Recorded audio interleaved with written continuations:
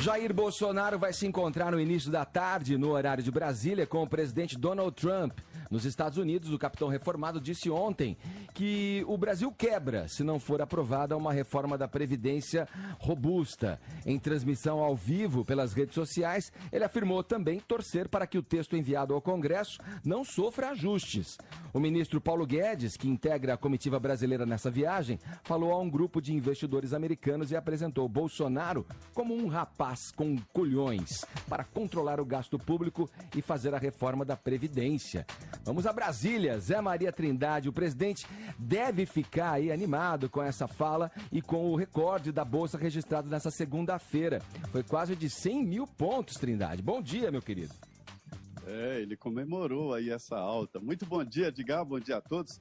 Olha, Edgar, para votar a reforma da Previdência no Congresso Nacional é preciso votos. Atributos pessoais ali não adiantam muito, não.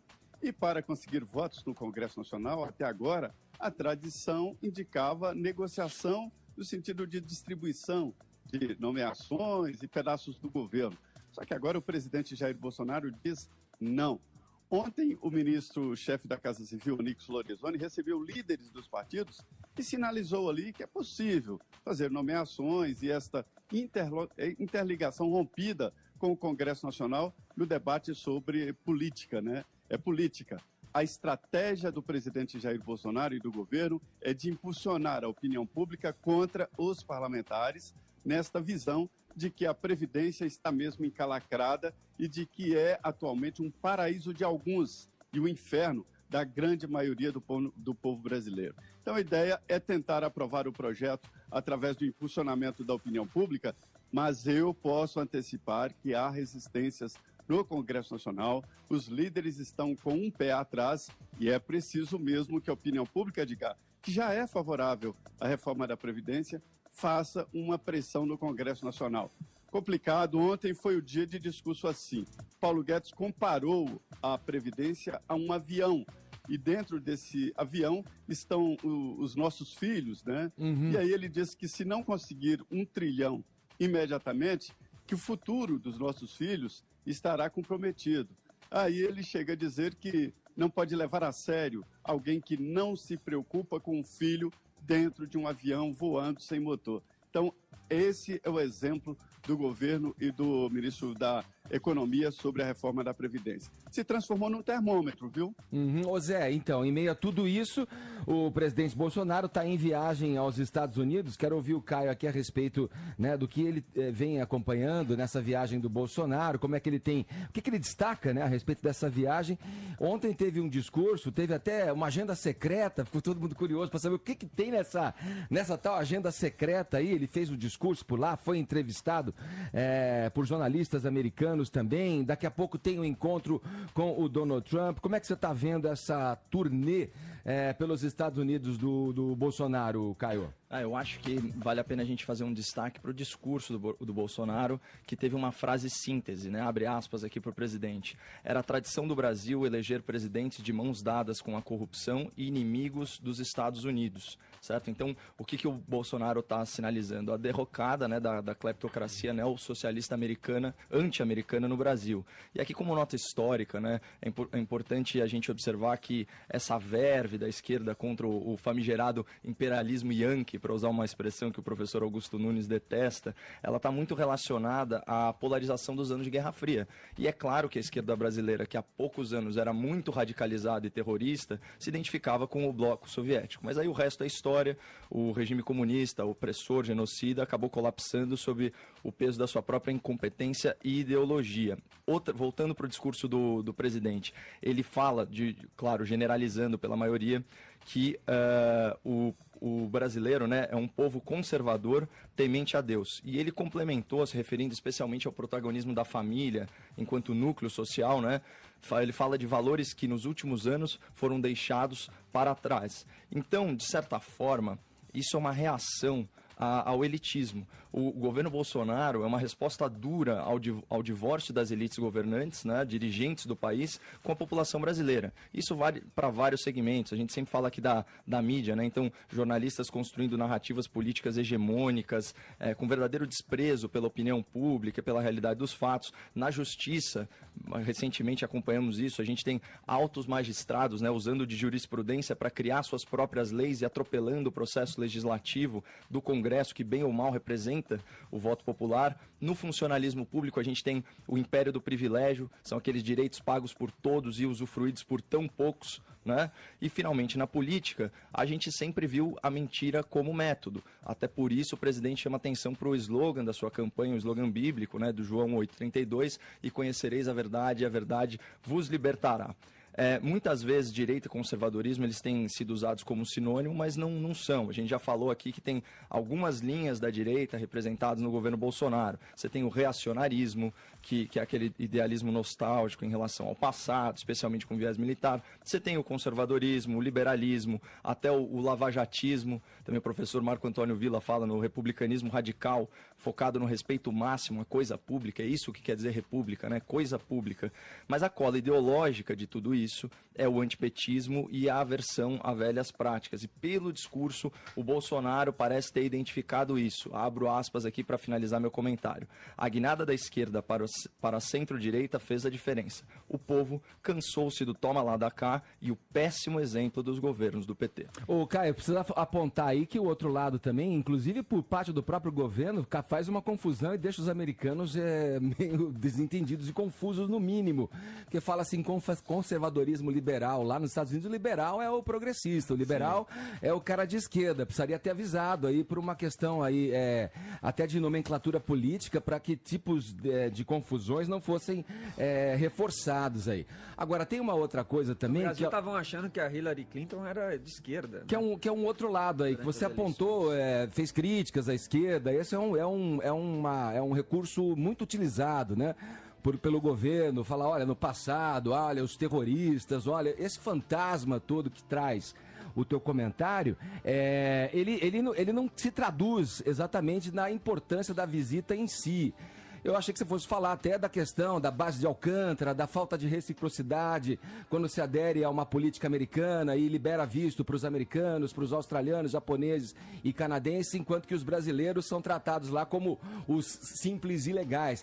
Tem muitas questões aí mais profundas que eu acho que deveriam estar em pauta e que o Brasil levasse mais adiante com mãos firmes, já que o Bolsonaro se diz tanto um amante da nossa pátria, assim, e não se entregar e não se alinhar diretamente com uma política americana. Acho que essa é uma boa reflexão que se faz nesse momento. E complementando o que você falou, chama atenção que a gente se olhe tanto para trás e fale de PT e a gente se ignore, por exemplo, hoje, que ele deu declarações na Fox News que deixaram chocados até mesmo jornalistas da Fox News.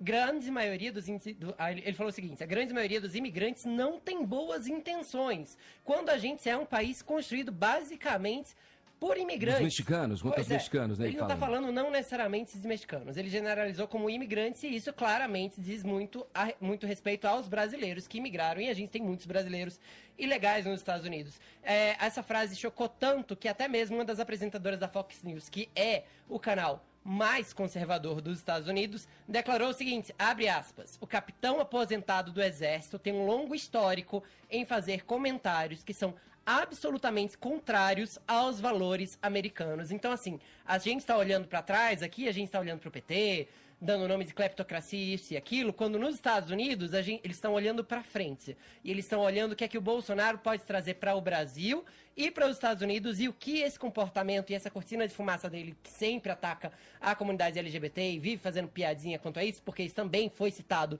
na matéria da Fox News, o quanto isso diz respeito ao nosso futuro. Olha, hoje no Twitter, a hashtag mais tweetada é Bolsonaro envergonha o Brasil, muito por causa do comentário dele sobre os imigrantes. Isso aí tá nos Trending Topics? É a mais citada do país. Eu respeitosamente discordo aqui da bancada, no sentido de que é fundamental, o mais importante é mostrar uma guinada de postura, porque é muito mais fácil você estabelecer relações com uma nação amiga do que com uma nação inimiga. Então, marcar posição e falar não somos mais um país preso na dialética da Guerra Fria e anti-americana é fundamental. Mas a China, por exemplo, não é inimiga. A China é parceira comercial a maior do Brasil. Não, esse alinhamento direto pode causar prejuízos com os negócios com a China e pode causar prejuízos também a questão da embaixada, que agora já esfriou um pouco, sim, a mudança mas isso é uma crítica de Israel, ao futuro, né? de Israel com os países, dos países árabes que compram principalmente a carne brasileira. Quer dizer, são questões que, tratadas dessa forma, ferro e fogo, assim, digamos, dentro de um ideário que se diz nacionalista e chega lá e abre as portas dessa forma, pode trazer alguns benefícios, concordo com você, mas pode trazer muito prejuízo também. Olha, imagina você negociar com uma nação que você hostiliza, ou nas palavras do presidente, é que hoje os senhores têm um presidente amigo dos Estados Unidos, que admira esse país maravilhoso e quer sim aprofundar não apenas laços de amizade, bem como as mais variadas negociações. Agora, um ambiente hostil é inimigo disso, e aqui eu vou fazer uso... Não estamos falando em ambiente hostil. Sim, mas o anti-americanismo hostilizava os Estados Unidos. Não, o que eu estou dizendo não tem nada de anti-americanismo, ele só tem uma questão diplomática do Brasil que talvez tenha sido levada para um outro extremo durante os governos do PT, mas a diplomacia brasileira, ela sempre foi caracterizada pela sua relação de justa causa com as nações com as quais ela tem ali negócios. O PT se alinhava com ditaduras e muitas vezes, por exemplo, priorizava relações com países como o Irã, eu não falei sobre isso, justamente pelo anti-americanismo, né? Isso é uma coisa que o governo exacerba, o governo faz questão de divulgar essas coisas no seu discurso lá fora. Mas é importante para marcar mudança de postura. Quando eu acho que a postura dele lá fora deveria ser uma postura mais igualitária em termos de diplomacia. Olha, temos negócios e temos interesses aqui com vocês, mas somos também parceiros de uma outra camada mundial, de uma outra linha de negociação, principalmente nas coisas de comércio exterior, com outros países também. Mas vamos falar então do aspecto prático, já que você e o Fefito trouxeram à tona. E aqui eu faço uso das palavras do Guilherme Fiuza, autor do Manual do Covarde, no tweet dele. Olha o que ele diz. Equipe econômica de nível internacional, conectada à agenda reformista de primeira linha, articulada com legislativo e judiciário, projetando um ambiente de investimentos com bolsa a 100 mil pontos, não tem a menor importância para os heróis da virtude. Eles exigem etiqueta no Twitter. Isso daqui, que a provocação do Fiuza, é para enlouquecer a turma do quanto pior, melhor, que está torcendo contra o Brasil da arquibancada vermelha. Mas se você parar para pensar, do ponto de vista prático, não é nada mal para um governo de 3 meses de idade, que segundo a grande imprensa, as ratazanas da esgotosfera, é um completo desastre, conseguir um resultado econômico que é recorde, Edgar. Esses são os fatos. Não, mas eu acho gozado acreditar e fazer essa linha simétrica com o que era ruim no passado. Fala do que tem que fazer agora. Vamos falar das coisas que tem que vir pela frente. Mas a bolsa está bombando, esse é o fato objetivo. Eu acho que o que vai acontecer o presidente ir para lá e ficar falando, e olha, nós tivemos governos que associaram-se a países de ditadores, quer dizer, isso aí já foi. E isso a é uma bolsa história não que é um governo, né? Um governo governa para todos, não. A economia não é o único fator. Deixa eu voltar com o Trindade. Trindade, você tá por aí ainda, Trindade? Só para dar um tchau aqui. Só pra dar um tchau aqui, Trindade. Tomou um cafezinho, Zé? Tô aqui escondido atrás de um biombo. Ô Zé, esse microfone é vermelho, Zé. Cuidado, Zé. Olha o microfone. Antes de embarcar para os Estados Unidos, o presidente chamou ao Palácio alguns jornalistas e disse que ia com o principal propósito de apagar essa ideia colocada no exterior de que ele é homofóbico, racista e ditador, né? Então, por isso, a agenda dele incluiu conversas com empresários, com os chamados formadores de opinião. E ele até teve um jantar muito interessante na casa do embaixador demitido, Sérgio Amaral, que já está demitido. Antes de embarcar para os Estados Unidos, ele demitiu o embaixador que recebeu lá no jantar e tal, esse pessoal. Então, assim, o discurso do presidente foi muito bom. Ele diz que a economia está aberta, que há está de braços abertos para os Estados Unidos, se derreteu em elogios, em admiração. Só que a ministra Tereza Cristina, da Agricultura, ficou muito preocupada com o discurso, porque a pauta de exportação dos Estados Unidos é muito parecida com a pauta de exportação do Brasil. Nós somos grandes fornecedores de alimentos para o mundo, né? E se não tem como, há competição entre os dois países. E a China, que foi citada aí, é o nosso parceiro hoje primeiro. O primeiro parceiro do Brasil é a China. Se a China decidir não comprar do Brasil a alimentação, não sei para onde vender. Então, aí está como essa relação internacional, ela é muito cuidadosa, melindrosa, cheia de detalhes, né? Um jogo parece aquele cubo de cores, né? Sim. Você arranja de um lado e desarranja do outro. Agora, 2 pontos aí que você citou. Primeiro, Alcântara. Os governos anteriores resistiam na assinatura desse contrato. Alcântara é o melhor lugar do mundo para lançar foguetes, porque se economia em combustível e tal, posição geográfica, né? E o Brasil está tentando ganhar dinheiro com isso. O governo anterior queria acesso à tecnologia e os Estados Unidos não queria dar acesso. E, por outro lado, a abertura do visto esbarra na lei do estrangeiro, que exige a reciprocidade. Aí que tá. É muito clara a lei do estrangeiro, que diz que pode-se não exigir o visto, desde que o país tenha também essa decisão. Sim. E, nesse caso, não há decisão. A Constituição toca ali numa reciprocidade com relação a portugueses, mas a lei do estrangeiro é maior do que um decreto e exige, sim, a reciprocidade. Agora, eu não acredito em nenhum americano que venha para o Brasil viver como ilegal aqui, não, viu? Valeu, Zé. Obrigado aí, bom trabalho para você em Brasília. Até mais. Perfeito, obrigado, bom dia. Jair